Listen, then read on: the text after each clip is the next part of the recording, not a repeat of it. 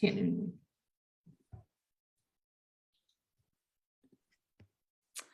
All right, so allegedly Facebook says we are live right now. Hopefully that is actually the case. Otherwise, we're just going to jump in wherever. I am Julia Kelly. Welcome to Ask an Author with Julia Kelly. I have a wonderful special guest here with me. Heather Webb is going to be talking to us about The Next Ship Home. Very, very excited to have you here. Just before I forget, this wonderful book is going to be we're going to have a very, very spoiler-filled discussion about this. So if you haven't read this book yet, you might want to go ahead and bookmark this video. This is a little different than a lot of the author interviews that you see going on. We're going to be talking about all aspects of it, including, my guess, the ending as well, and really getting into details. So welcome. I'm so excited to have you back. Thank you. I love being here. I love seeing everyone be so excited about the book because it was such a joy to write this book. So, oh, I'm so glad to hear that. I always love talking to authors who really enjoyed the book they wrote. There's always struggles. There's always moments where you wonder whether it's actually ever going to be finished, which is a very real thing. But talking to you a little bit about the book beforehand, it sounded like this was really a passion project for you and something you were really, really felt strongly about. it really was. I started as a writer. I started with biographical fiction, which I do enjoy writing and reading, but there's something about creating fictional characters in a real life canvas that's so satisfying. I mean, you can do whatever you want. You have so much freedom. You're not constrained so much by the facts of someone's life or their personalities, because that's something that I think maybe readers don't consider, is that, when we write a book about a real life person, we have to reflect what their personalities were based on the research that we find. And they may not always be particularly nice people. So it was really fun to write. And so it was really fun to be able to just kind of make things up as I went along and then weave in the facts around Ellis Island. So it was a great fun to write, for sure. Oh, I'm so glad to hear that. I want to make sure that we get a chance to talk a lot about those characters and what you were doing with this story. I also want to make sure that people have a chance to ask questions. So if you do have a question about the book, we have a couple that were left beforehand, but please ask them in the comments. We will make sure and get to those throughout the discussion. We'll try to get to as many as possible. I think it would be a great place to start to talk about how you came up with the idea of setting a book on Ellis Island. A lot of books are about World War II right now that are in the market, or sort of just before or just after the war. This is really a different time period that I'm seeing most people deal with, and a different set of subject matters. So I'd love to hear a bit about where that initial idea came from. Well, I'm a rebel, so I just want to say too to everyone, if there's a little bit of a delay, so Julia is in England and I am in the Catskills right now in Pennsylvania for a writing retreat. So I've got this lovely little cabin view behind me, but if there's a bit of a delay, just kind of hang tight. I think the internet's mostly stable, but we'll try to make it work. So I am a rebel. Honestly, I enjoy World War II, but I feel very saturated by it personally, and I have for a couple of years now. And I'm just not really drawn to the period to write about in general. I think a lot of writers are drawn a certain way, no matter what the time period is. And I think so many other writers have done a beautiful job with that it just doesn't call to me. I really, really enjoy that 1880s up through World War I, that kind of Gilded Age into Edwardian era time period and into the 20s. Mm-hmm. And so it's no surprise that I picked something right around the turn of the 20th century in terms of an era to explore. Now, Ellis Island came about because I actually chaperoned a field trip there with my high school students back when I was teaching. And I'd never been, and I actually, it wasn't my trip, it was another teacher's trip, and they pulled me along, and I was absolutely enamored with the place. It's a fascinating place to go to. it's one of those locations that really has a soul and a heartbeat. And I think this is why historical authors love to travel to the location that they write about, is because we can really feel that in doing this, because you can feel this essence there. And I never forgot it. So when I was thinking about, what's coming up, what's next, after my second, third book, I kept thinking about Ellis Island. So I took another trip out there. I actually live in Connecticut, so I'm not that far from the city. And I just all over again was just so riveted by the place, and started digging into the immigrant interviews and reading all the plaques. And I saw the little videos there, and I bought a ton of books in their bookshop, and I was completely hooked, and I knew I had to write about it. So. It is a really, really fascinating time for American history and New York history. And I, as a former New Yorker, I was really drawn to this book, and not just the Ellis Island aspect of it, but also your descriptions of the community and the people who populated the community. So perhaps for some people, because I know we had some people who read this as a book club book right when it first came out, I would love a little bit of insight into who these women are and how their community really has shaped them as well, and what you were trying to do with kind of drawing in those different people, different lifestyles, different geographical locations that they're from.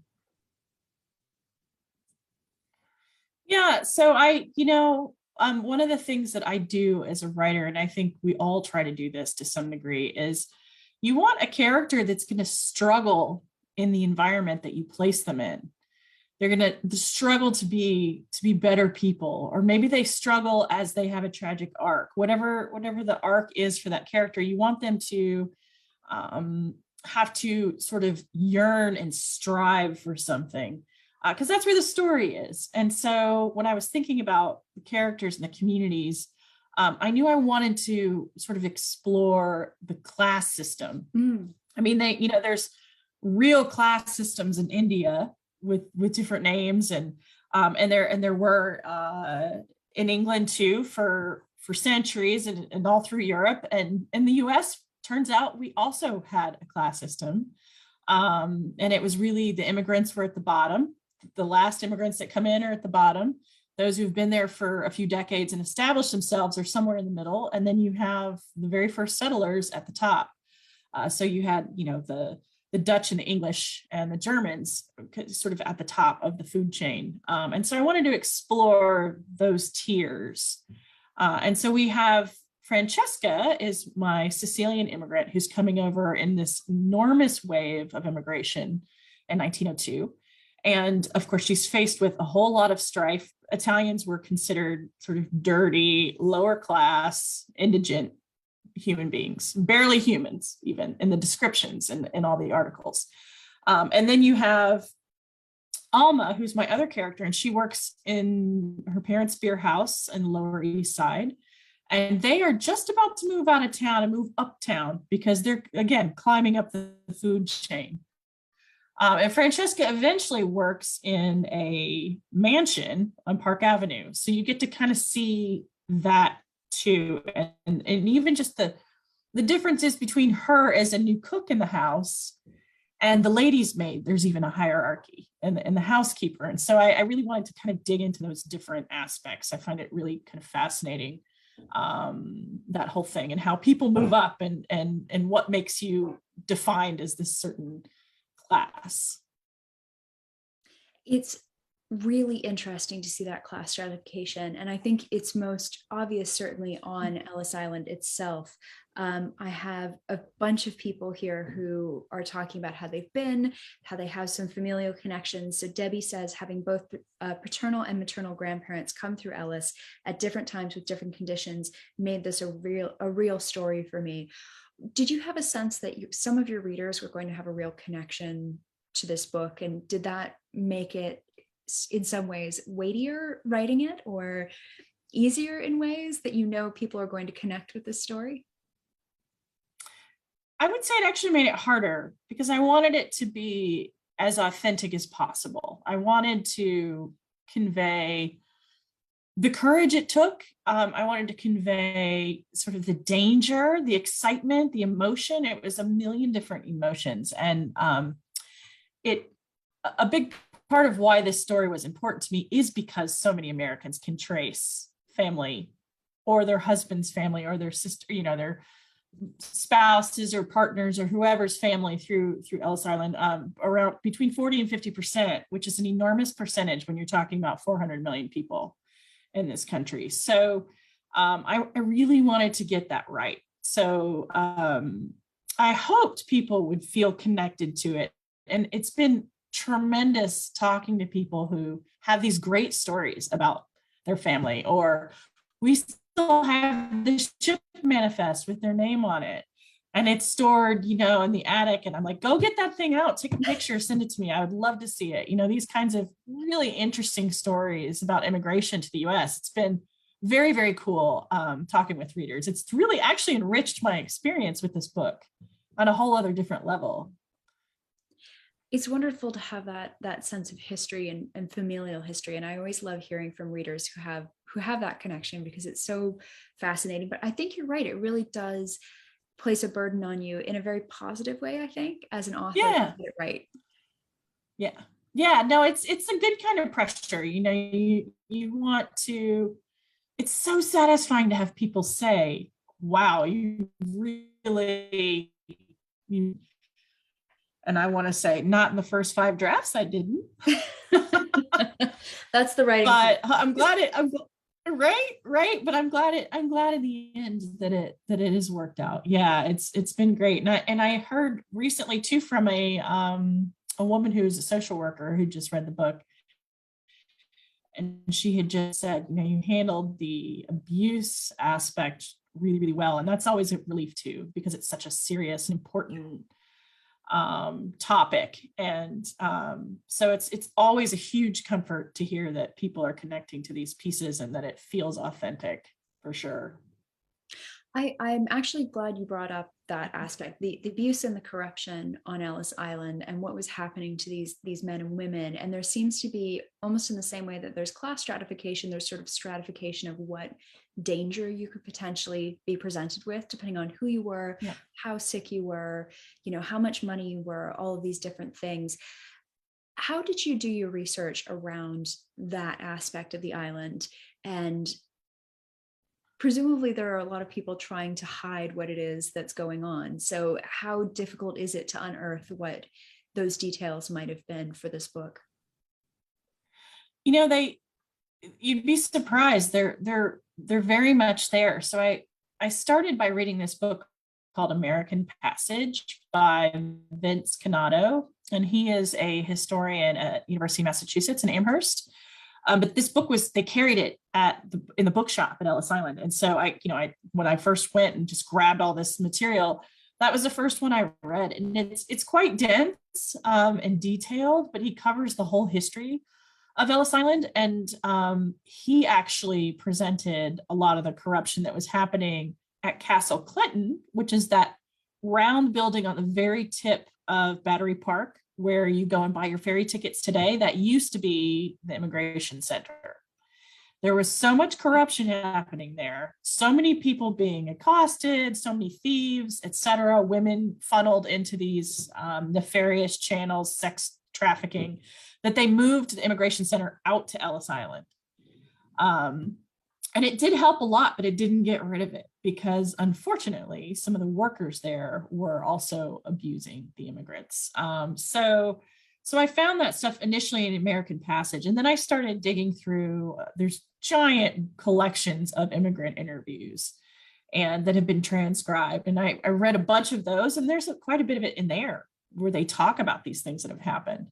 And so I found, more there to back it up. And then when I was looking for a framework for this story, I started digging around in the New York Times archives, just looking for anything about Ellis Island. And sure enough, from 1900 to about 1903, there were several articles that were talking about the swindling and corruption happening there. And when I found that article that said 40 people were hauled before a grand jury in New York State, that either worked at Ellis Island or worked with the companies that provided services there for corruption and sexual harassment and all kinds of things, I knew that was my story. That just sort of sealed the deal, And I have those two main characters, Alma, my German American, and Francesca, my Italian, moving through this backdrop as the corruption is happening, and Teddy Roosevelt is trying to clean house and make immigration reform.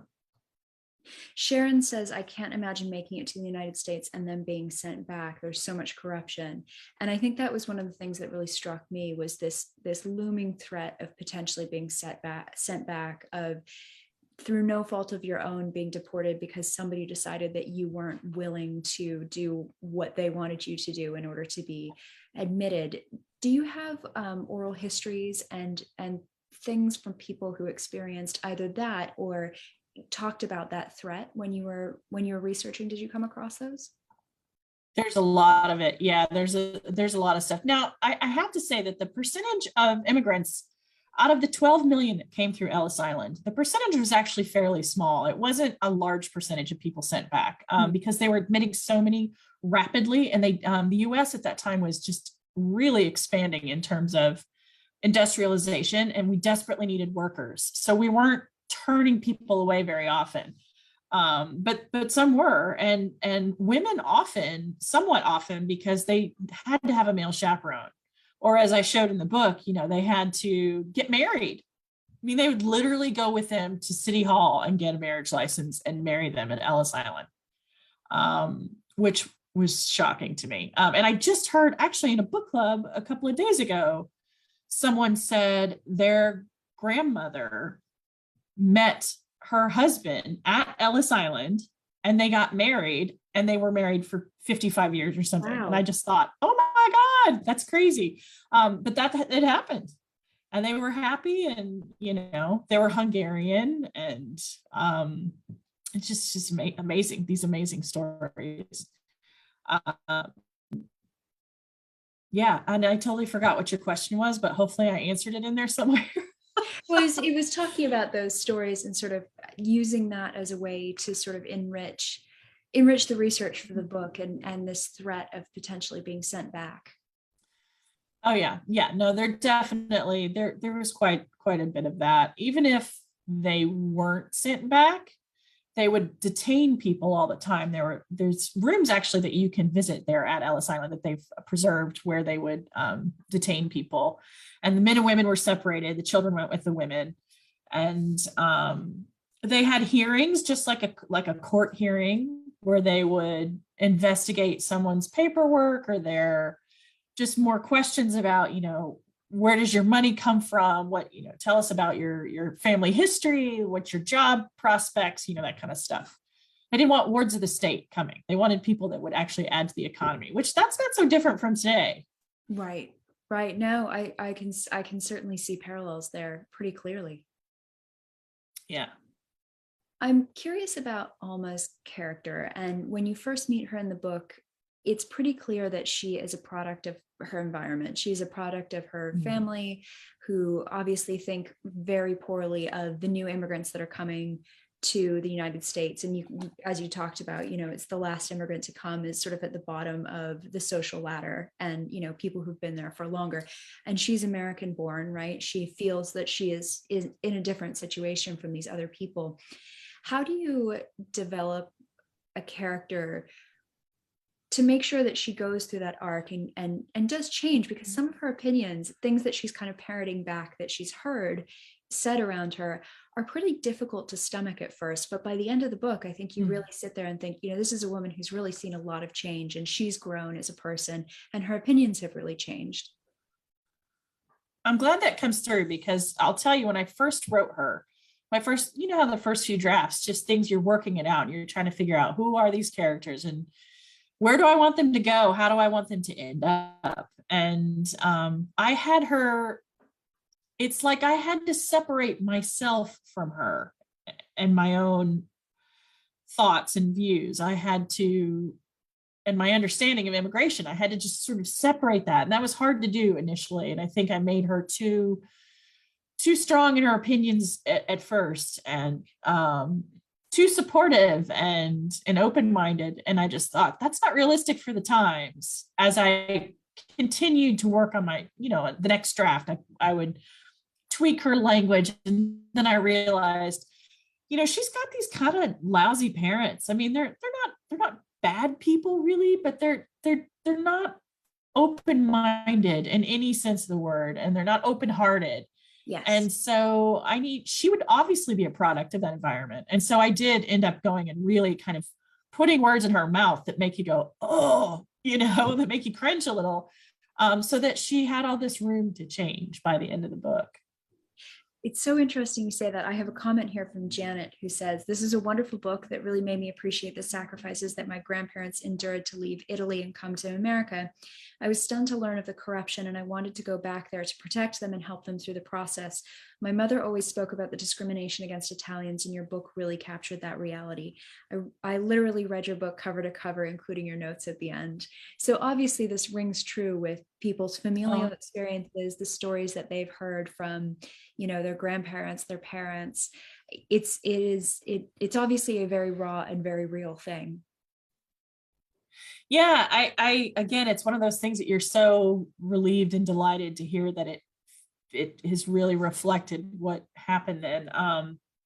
My mother's side they're Italian American, but they came before Ellis Island. They came in the 1860s, I think, 1870s, and settled in Chicago.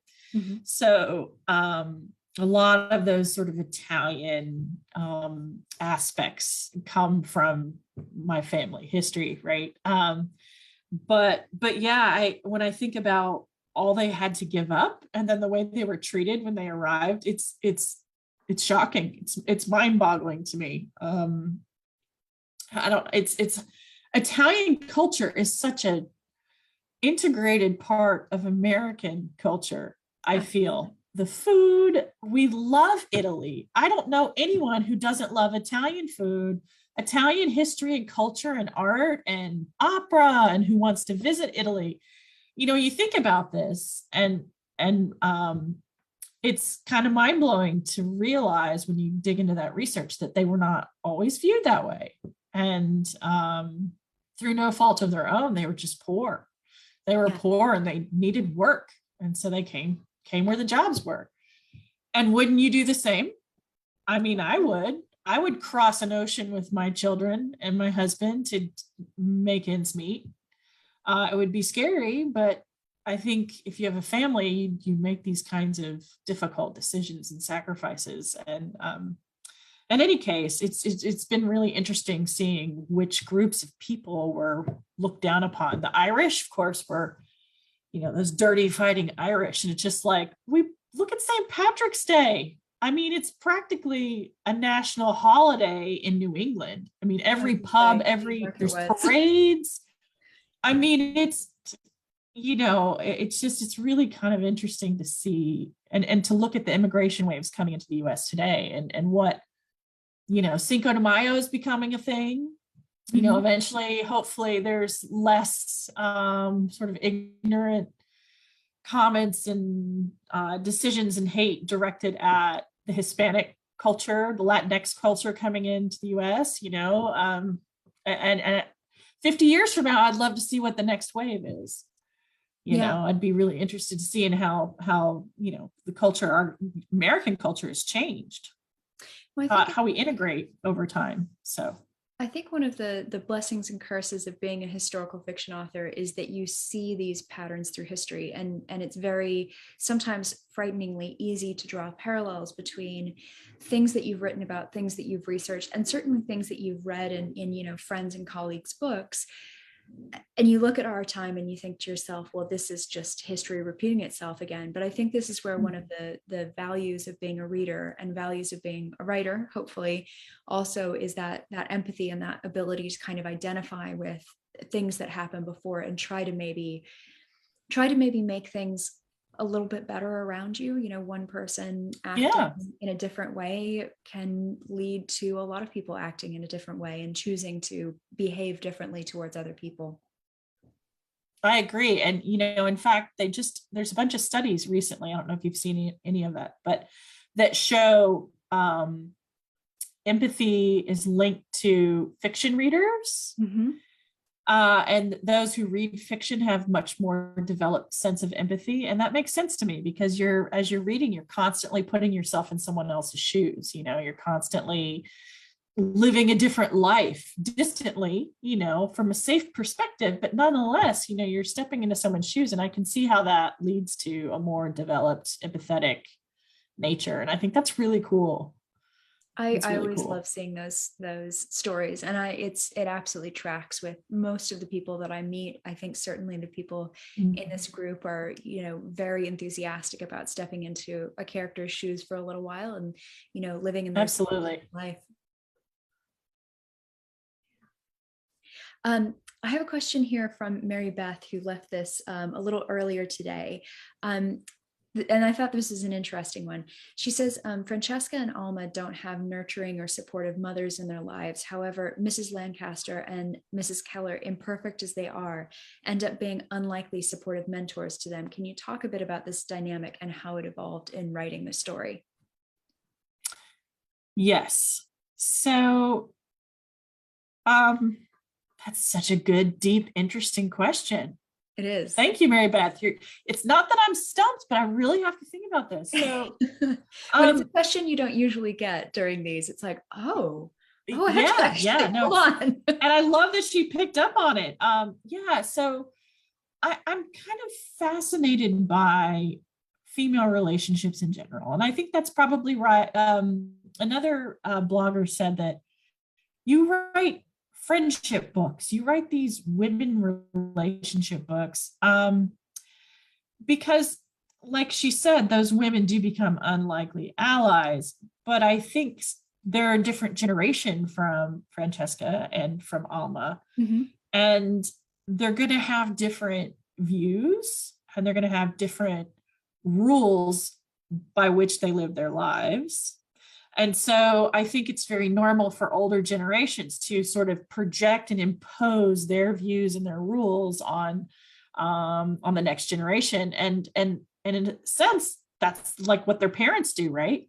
But in the absence of their mothers, they have found these women who they're not mothering either one of them really, but they are somewhat of a role model to them. And I just found that a really complex and interesting way to show how we interact with different generations. And so, you've got the class system thing that I'm looking at, but I'm also looking at the intergenerational aspect too of these relationships with my main characters. And I don't know if that really answers your question, but I just found it fascinating and wanted to kind of dig into that a little bit. Absolutely. And I think, so I'm going to give a spoiler alert to Mindy, who I think hasn't completed the book and has said a couple times in the comments she's gonna leave before there are any really major spoilers. So it's about to be a very major spoiler. Big spoiler, Mindy. This is your fair warning. So I thought it was particularly interesting how food is threaded through this book.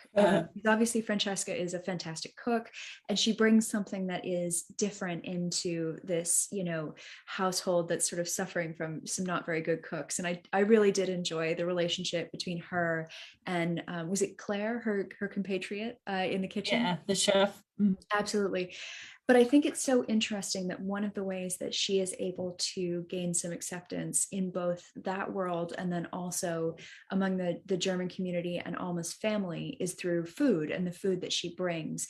And it's almost as though, as she's moving throughout this book, it's a language that everybody speaks. It's something that everybody can be very connected with. So that's the first thing. I'd love to hear you talk a bit about food. And then I would love to also hear you talk about the shared experience, talking about shared experiences of, and this is the spoiler, Francesca and is it Mrs. Lancaster? Is that her name? I'm sorry, I'm terrible with my own characters' names. I'm terrible with everybody else's characters' names too. But the woman who owns the Fifth Avenue house or the Park Avenue house. Yeah, Mrs. Lancaster. Yep. Mrs. Lancaster. Her experience also as a woman who fell pregnant with a child and then needed to find her way in the world as well. So I'd love to talk a little bit about unpacking some shared experiences. So I don't know, food or pregnancy, which one do you want to talk about first? I'll start with food because that's obvious. If you follow me on social media, I'm a foodie. I love to cook. It's my other creative outlet besides writing. I think art, I think food is an art form. I think it's beautiful. I think it's tangible. It's immediate. It can be as creative or as comforting and non-creative as you want it to be. And I love all of that. I love everything about that. It's work, and I don't always like cooking, dinner at night for a family. You get tired doing it every single night. But I will say that, at least once a week, I make something that I really want to make, that's beautiful and that is really elevated. Every book I've written, including my co-novels with Hazel Gaynor, somebody says something about the food descriptions. Excellent. Because it's very, so I love that you, as soon as you said that, I kind of giggled because I think it's really obvious that I love food. I love talking about it. And one day I'm going to write a chef, like a real chef, and I'm going to make some mouths water. I hope that's the goal. You're going to have a whole set of recipes that go along with it. It's going to be great.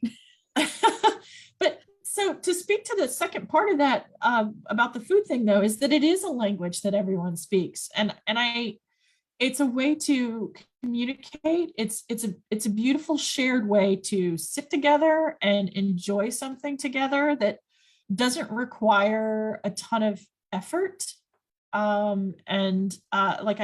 We sit down to dinner together every night, no TV, nothing, my family, because I want us to see each other. I want us to enjoy what we're eating. I want us to talk about what's happening in the day. And I wanted to demonstrate that in the book, that food gave Francesca a way to speak without being a terrific English speaker. So I love that you picked up on that. And it did make me laugh. And there goes Heather with her food descriptions again. There you go. Well, Sharon says your love of food definitely shows up in your novels. So it's not just me. It's obvious that, that love and that passion for cooking is there. Oh, good. Yeah, I'm glad to hear that. And then in terms of the shared experience with Francesca and Alma, Francesca and Mrs. Lancaster and the child, I got to tell you, that was a plot twist I did not see coming. Really? It surprised even you? It surprised me. You know how that happens sometimes. There's like a magical fiction moment that you go, oh my God, this is the thing. This is it. This is it.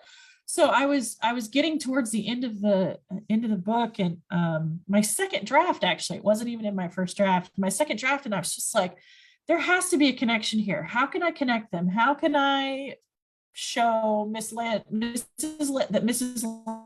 Lancaster is not so different from Francesca? Because clearly their circumstances are different and their nationalities are different. So how do I do this? And I just was writing the scene, and next thing you know, I have her slipping this ring on Francesca's hand, and I go, oh my God, bing, light bulb. And I just sort of hurriedly finished writing the scene, and I was like, yes, that's the link I need. But it was not planned. It was totally a magical moment. I love those moments.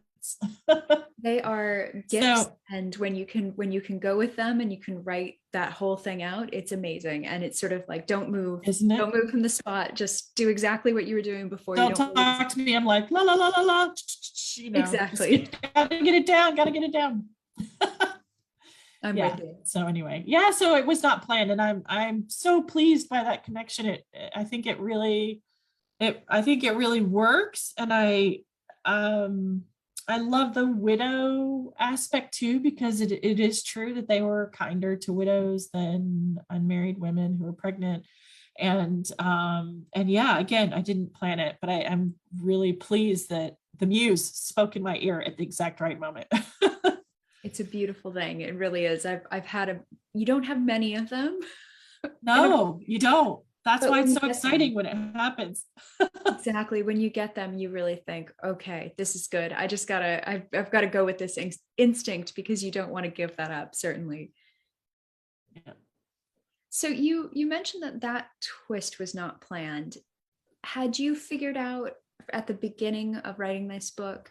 I should say, I don't know what your writing process is. So did you know starting out with this that you were going to connect Alma's fiance and Francesca in the way that you did and have this big moment of revelation, or was that a surprise as well for you? Now that I actually planned. Okay. I decided that poor Francesca, who is, I find her to be a very likable character because she's big-hearted and courageous, and she has so many things happen to her, so she's also sympathetic. I had to throw her a bone, just like I cannot do all these things to this poor woman and not give her anything good. So she gets a friendship, and then she gets the love of her life. And of course, there's going to be a little strife in there too, because they are from different worlds, but they are bridging the gap together, which I think is something that happened a lot with immigrants. And I think that's really beautiful too. So I definitely planned that from the get-go. And in fact, it was kind of hard to not let it take over a story, because I love a good love story. So, but I didn't want it to be, what's that? Getting that balance right is tough. It is. And I really didn't want it to take over, because I felt like the story was too important to downplay other stuff in exchange for the romance. But what's funny is I'm getting readers saying, you need a part 2 so we can see what they're doing and how it went. And did she keep the baby, and how do they have a family, and this whole thing, which is very cute. So I think the request for sequels is always a very complex one, because you think to yourself, am I done with that story? Is there more that I want to tell there? I don't know. It's a tricky one. Yeah. Yeah, no, it is for sure. I think I'm finished with the story. I as much as the end is somewhat open-ended, I feel like it's still resolved. And I think it's pretty clear the direction that everyone goes in. And so, I'd have to create a whole new story. Yes. If I was going to do a sequel. So I think sometimes I prefer the open-ended question, because I think the open-ended question with a sense of direction, because right.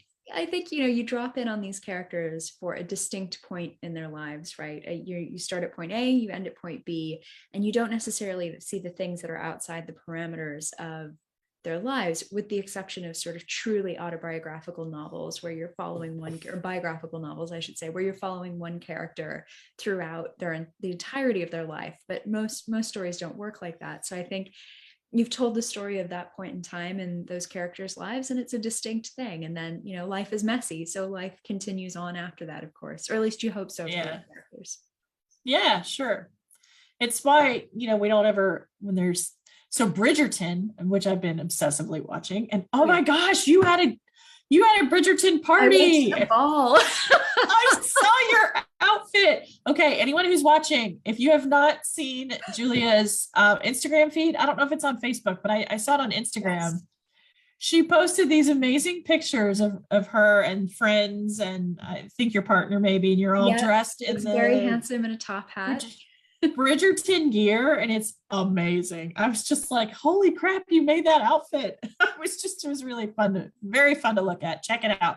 Well, thank you. I'm teaching myself how to sew right now. So it is not a perfect garment by any means. There's a lot of creatively placed ribbon to hide things. It was so much fun. I had an absolute blast. And they do this sort of interactive ball with actors, and you walk through they've created the set in this big warehouse. It was just wonderful. It was really a lot of fun. And I haven't started the second season yet, so I think that's it's so good. It's better than the first. I think it's way better. The other thing is the reason book better than the first. So oh, did you? Okay. And I haven't actually read those books. Now I need to, but I brought it up because of kind of what you were saying, where life goes on after the happily ever after. And you see this in Bridgerton, where the characters continue their lives because there's more than one season. So you see Daphne come back in season 2, she's got the baby, and there's stuff that happens with her siblings that she has to be there for, et cetera, et cetera. So so life does continue on. And I think if you're writing a series, you really have to think long-term. But for you and I write standalone novels, there's not going to be that sort of longer arc. Absolutely. So. No, it's a different discipline, and I started out writing historical romance that were interconnected with different characters being the focus, and then I went to standalone, and now I'm writing mystery with one character sort of through this long arc of 3 books, and it's a very different discipline. It's kind of figuring out how you stretch out story and how you compress it in different ways, and what needs to happen to create that tension from book to book, or to have all of that in one book.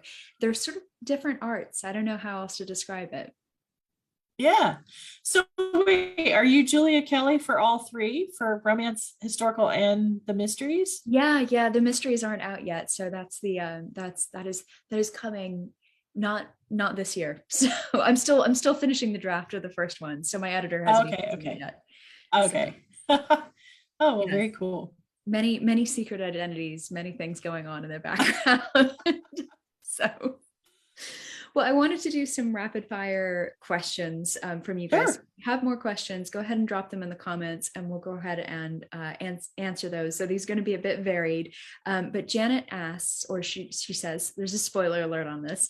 When Francesca's sister died and she was buried in a Catholic cemetery, I assumed that everyone who died at Ellis Island was buried in Potter's Field, a famous burial ground in New York, and I think there are Potter's Fields and other places as well. Did you find in your research how they disposed of the bodies, or did you have to be creative? So there's not a ton on it, but I did find some things, and they tried to honor someone's religion. So if you were Jewish and passed away at Ellis Island, they would, they tried to follow all the protocol, all the religious practices for someone who's Jewish and dies. And the same thing with a Catholic, which is why they brought the priest in for the last rites and all that stuff. And then she was buried in a Catholic gravesite. So no, they weren't all. Those were a lot of times people who weren't connected to anyone else, or they didn't have specific religious demands, and sometimes perhaps they couldn't pay anything for the funeral. And this is another bone that I threw Francesca, for her sister to be able to have Maria buried properly. But yeah, so no, that actually really did happen. There is a morgue there on Ellis Island, and they'll keep the bodies there until they can transport them to the cemetery. Mm-hmm. So it's kind of a combination of things, really. And the other thing worth mentioning is that the rules at Ellis Island and all the protocol and all of the laws, et cetera, changed very regularly and quickly. So it was open for 6.5 decades. From one decade to next, things were very different each decade.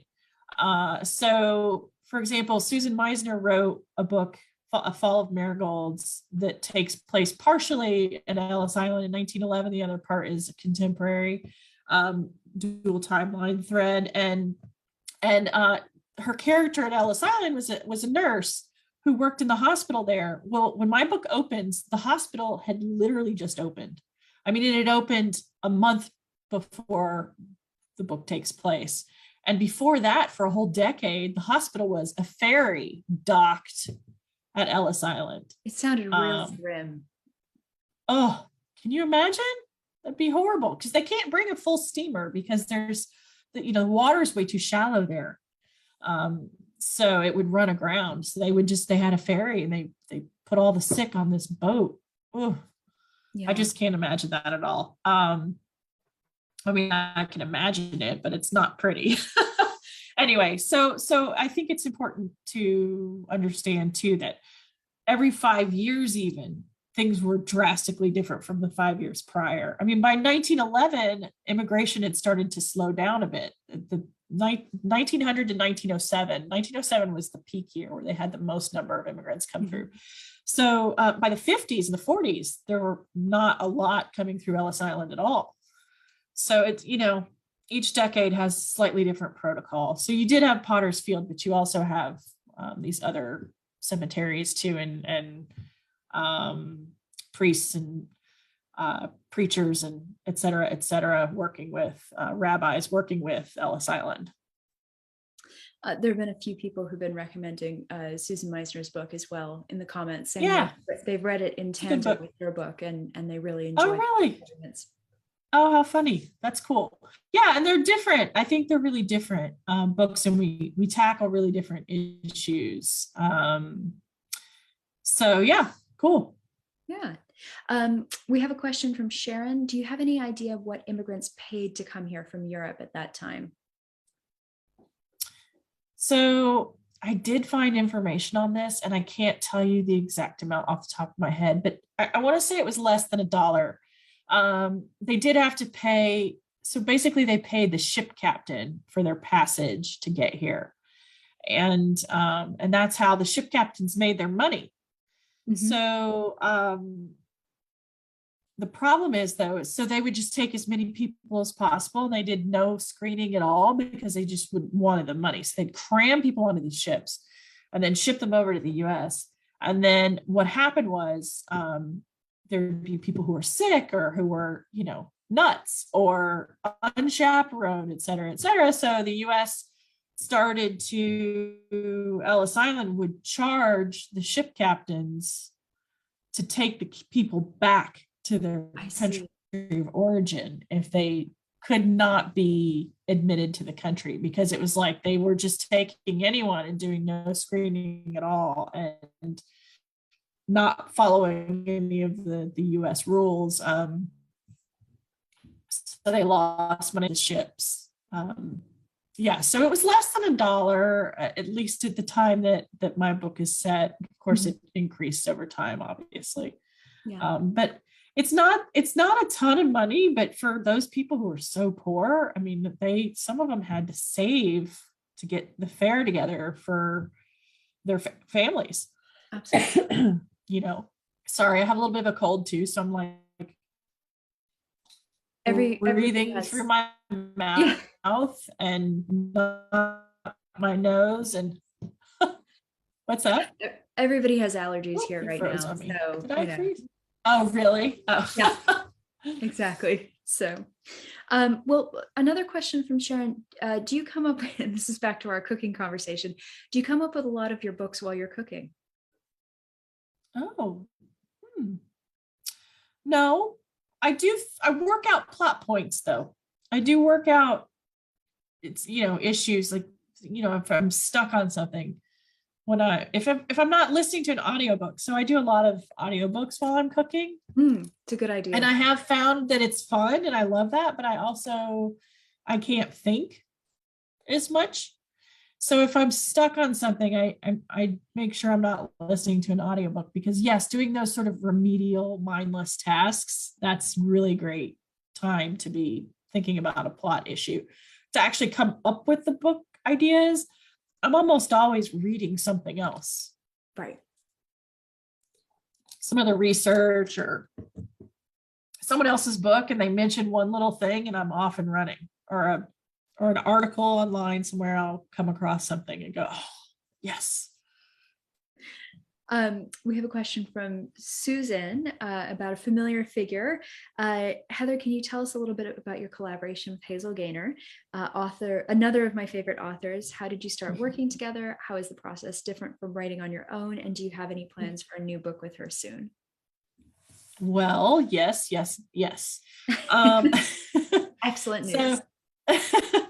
So Hazel and I have the same literary agent, and we both had a debut novel release a month apart, and she just said, you guys should meet. You both write historical fiction. And we hit it off right away, and we worked on an anthology, a World War I anthology together with a bunch of other authors called Fall of Poppies, and realized we wanted to do more World War I, explore it, for like kind of a deeper way. And so we decided to try Last Christmas in Paris. We had no idea if the collaboration process was going to go well, but it was amazing. We had so much fun. That book felt like it wrote itself, and I absolutely love that book so much. It's probably one of my favorite things that I've written, and I think Hazel feels the same way. It was really so much fun. And after that, we just decided this is awesome. Let's do it again, but let's Yeah. do nothing at all that's like war. Let's do the opposite of war. And that's where the French Riviera and a royal wedding came from. Pretty It's good. about as opposite of war as you can get. And Exactly. so, yeah. And so, yes, we have a fourth book that we just sold. It's not written. So we have the proposal and I can't tell you what it is, but it's a 2024 release. Okay. So people can look So, forward to that. And then we've also had a question from Rachel about what you're working on right now for yourself. Are you able to talk about your solo work as well? Or are you sort of a little, giving yourself a bit of yeah. a breather? No, there's no rest for No the such thing wicked. as a breather. Yeah, so I didn't really talk about how my process is different from Hazel, but I'll Oh, just yeah. say real quickly that I'm more of a plotter and Hazel she's a pantser, like fly by the seat of her pants. So we have to meet in the middle. We have to do a lot of flexible, a lot of conversation, a lot of open to suggestion kind of work together. And in terms of my next book, so I have a book coming out that is a dual biographical. And I was actually asked to write this book. My publisher approached me and said, there's this idea. We think, it's a really good one, and we would like for someone to write it. We really want that someone to be you. Mm-hmm. And I said, of course, that's very flattering. And I said, heck yeah, let's do it. And it's, even though I have to say, I do prefer writing fictional characters, these two were just outrageous human beings. It's set in 1940s to 1960s Hollywood, primarily. And it's a bit of a tragic love story. And it's going to come out next winter. And I'm hoping next month I'll be announcing they're going to start working on the cover. So I'm like, come on, when can I talk about this? But very soon. Exactly. So Exactly. So there are relatives still alive. This is part of the problem of us not announcing, because there's relatives still alive. So we're figuring that part out first. I see. So we'll have to sort of sit there and think about who would be an outrageous person with those connections and what kind of, okay. Those are all clues. Yes. Exactly. I like it. Wonderful. Well, that's really exciting. I always like, because when you see this, I know as an author that this is the product of not only a lot of work, but a lot of work that happened a long time ago compared to what people think, I think. And it is incredible how long it takes to take a book from idea all the way through to publication. So I always like knowing about, what people are working on, if they're sort of taking a bit of a break or how it works for them. And I know everybody's research process is different. Everybody's writing process is different. So you never know. Well, the book that's coming out next winter has been done for 6 months. Exactly. Maybe 8 months. And it's not even come out for another whole year. I'm working on something totally different from that. Mm-hmm. Again, fictional characters, but 4 of them this time. I'll let you know how that goes. That's exciting. Okay. It's been challenging, but fun. That can be a lot of fun, and it can be a real headache when it comes to, if you're a plotter, figuring out where everybody goes and what happens. I'll let you know. So far I'm having fun with it, but it's first draft and it's not, it's kind of fun figuring out where the pieces are going. But yeah, exactly. It's literally the first attempt at, at that book. So yeah, it's the first draft stage is great and terrible at the same time. It totally is. It's torture to get words on the page sometimes, but sometimes it's just super fun to experiment. Definitely. We have a question about what you're reading right now and what you're looking forward to reading. I think this is Susan, and I think Susan is well aware that we've also often read ahead of publication schedules for blurbs and things like that, or friends' books. So we do, for sure. I'm pulling up my audio book list. That's what I have to do too. Because on the spot, I go, oh wait, what have I just read? I will tell you. So I've read a couple of suspense books lately that were fun. Ooh. So Lucky by Marissa Stapley. Oh, that's new to me. I don't know that one. So it's she was a Reese Witherspoon pick, and it's about a con artist. She's raised by a con artist and becomes a con artist herself. And And then all this stuff happens. I can't tell you because it'll ruin the story. But that was fun. It was a good audiobook and I zipped through it. Another suspense I just finished was The Lies I Tell by Julie Clark, and that book comes out in June. Okay. Got an early copy and I was very excited. Excellent. Her other book, The Last Flight, had a red cover, did extremely well. She's the New York Times list with it, and it was a fantastic book. This was a great follow-up, also about a con artist. I'm very obsessed with con artists right now, apparently. I don't know. They're really interesting. They've just kind of come up everywhere too. So Inventing Anna on Netflix. Yes. I was obsessed with that. I watched that. And then Bad Vegan or something vegan is another con artist story on Netflix. So in terms of historicals, just finished actually Kate Forsyth. She's Australian author and she tends to do fairy tale retellings. Oh, interesting. But her new one, and I love the fairy tales that she does. Bitter Greens, that's a Rapunzel retelling, is fantastic. But I just finished her World War II. It's called The Crimson Thread, and it's based on her family history and the Nazis invading Crete. Mm-hmm. And the island of Crete, and that was fascinating. And she's got just this really lyrical way of writing. Her PhD is in storytelling or fairy tale storytelling, and so she does this amazing. Yeah, she's a really cool person.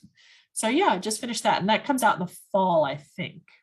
Okay, I might see if I can get my hands on that. Yeah. Wonderful. Well, thank you so much for joining us. This has been a lot of fun. And I know we've had a lot of really wonderful comments and a lot of love for this book too, which is always exciting to see. Thank you all so much for reading and for loving the book. I love it so much. And I cannot tell you how touched I am that people are really connecting with the book. I'm so happy. Oh, and thank you for having me on, Julia. You're very welcome. Well, I'm really excited to say there are more than 1,000 people in this group. We'd love to have more, so please do invite your friends, your book clubs, whatever it is, whoever it is you know who reads widely in your life. We'd love to have them, and we will be announcing the April pick. I can't believe we're already to April, but the April pick for the book club very shortly. So keep an eye out for that as well. Thank you so much for joining us, and hopefully we'll have you back again soon. Yes. All right, you guys, take care. Happy reading. Bye, everyone.